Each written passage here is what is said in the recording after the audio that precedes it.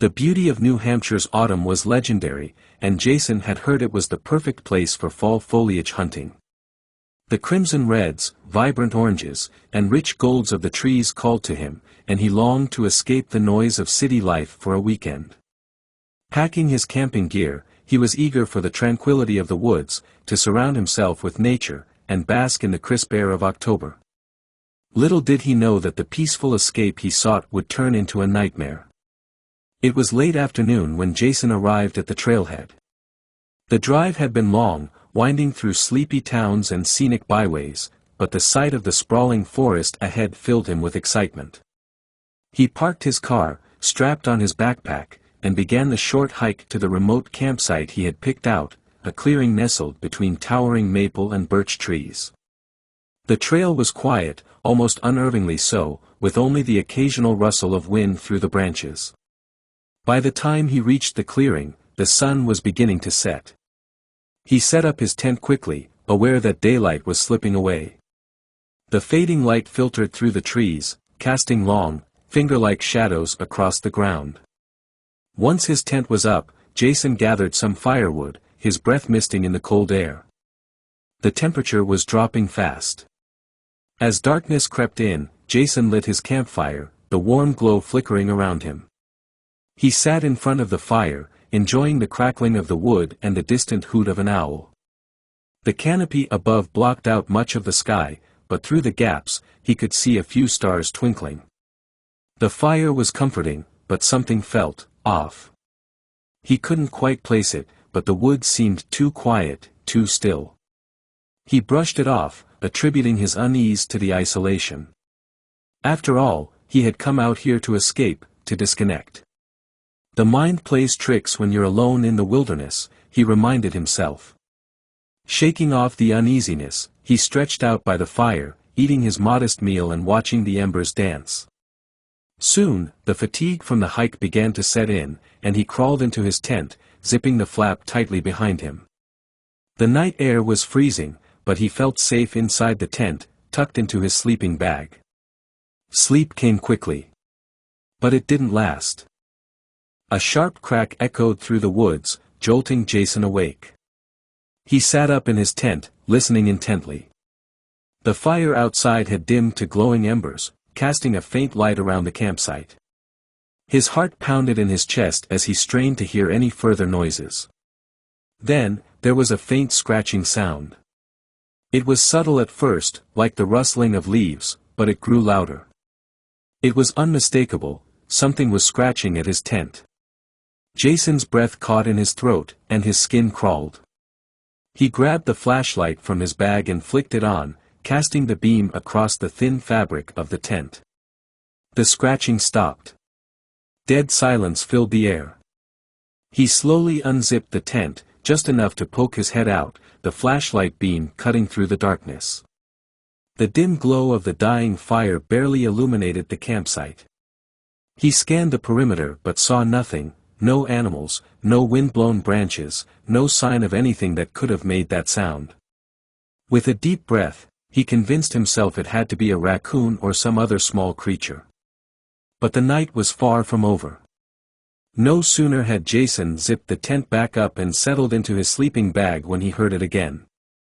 The same scratching, only this time, it was more insistent. He sat up quickly, heart hammering in his chest, holding the flashlight tightly. The scratching moved from one side of the tent to the other, as though something, or someone, was circling it. His mind raced. Was someone messing with him? Or was it an animal again? He forced himself to stay calm, but when a loud thud echoed across the tent's roof, his heart nearly stopped.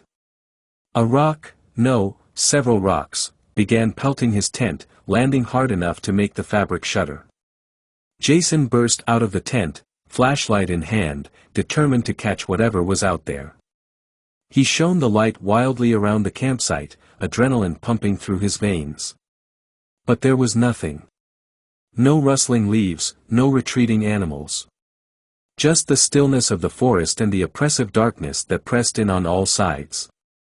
The fire was now completely out. He stood there, breathing heavily, turning in circles as if he could will something to appear and explain the strange events. But there was nothing. Only an eerie silence, broken occasionally by the distant snap of a twig. Jason decided it wasn't worth sleeping outside anymore. He quickly gathered more wood, relit the fire, and stood guard by it, feeling the warmth chase away the cold. But the fire didn't offer the comfort it had earlier. Now, the flickering flames only seemed to deepen the shadows that surrounded him. Hours passed with Jason sitting by the fire, his eyes drooping with exhaustion, but his body too tense to sleep. He finally convinced himself to try and get some rest, crawling back into the tent once more. That's when the footsteps started. At first, they were faint, barely audible over the crackle of the fire. But as he lay there, eyes wide open, they grew louder, crunching through the fallen leaves around the campsite. Jason's blood ran cold. Someone, or something, was walking outside his tent. He gripped the flashlight tightly, his muscles tense. The footsteps stopped for a moment, then started again, circling his tent, just like the scratching earlier. Each step was deliberate, heavy, as though whatever it was knew it was being heard and wanted Jason to know it was out there. In a surge of panic, Jason shouted into the night, "Who's there?" His voice echoed off the trees, but no one answered. The footsteps stopped.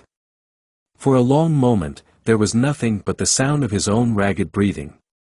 And then, from behind the tent, came the low, chilling sound of a whisper.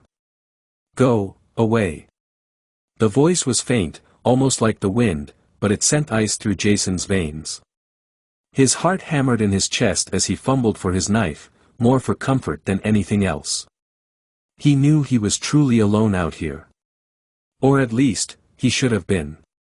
He had planned to stay for 2 nights, but that plan was crumbling. He couldn't stay here. Not after this. Gathering his courage, Jason unzipped the tent and stepped out into the cold night air once again, the flashlight beam flickering across the empty woods. The footsteps were gone, but the oppressive weight of something watching him remained. Dawn was hours away, but Jason no longer cared. He grabbed his backpack, packed up his gear as quickly as his trembling hands would allow, and decided he would leave before the sun rose. As he turned to head back down the trail, he heard it one last time, the faint crunch of footsteps following him. He didn't dare look back. He didn't want to see what might be there, lurking just beyond the edge of the light. All he could do was walk faster, his pulse racing with every step. The footsteps followed him all the way to his car, never growing closer, but never fading either. When he finally reached the safety of his vehicle, he threw his gear into the back and started the engine without a second thought. As he sped down the winding roads, his eyes darted to the rearview mirror. For just a split second, he thought he saw a figure standing at the edge of the trees, watching him as he disappeared into the night. Jason never went camping again,